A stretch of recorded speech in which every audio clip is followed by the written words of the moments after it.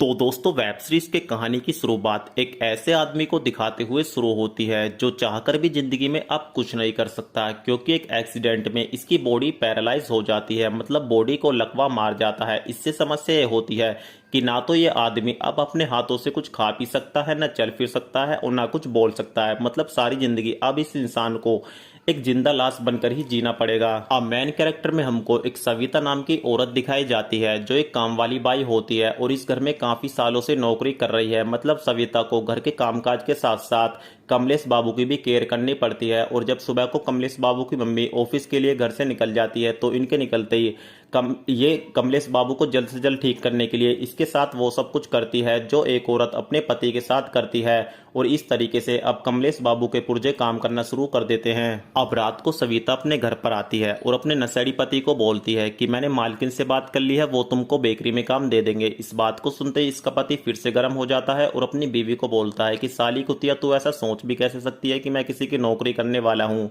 ना तो मैंने आज तक किसी की गुलामी करी है और ना मैं करूंगा। तो इस पर इसकी बीवी बोलती है, लेकिन वो तुमसे झाड़ू पोछा लगाने के लिए नहीं बोल रही हैं, तुमको सिर्फ बेकरी में बैठना है और कस्टमर्स को सामान बेचना है। अब दोस्तों, इसका पति गुस्से में आकर इसको बोलता है कि साली कुतिया, तुझको सीधे बात समझ में नहीं आती, तुझको पिटकर ही समझ में आता है। अब ये फिर से दोस्तों रोजाने की तरह अपनी बीवी पर मारपीट करना शुरू कर देता है। अब अगले दिन सविता फिर से जब इस जिंदा लाश के साथ मजे ले रही होती है तो यहाँ पर महेश बाबू इन दोनों का ये एमएस वाला वीडियो अपने फोन में बना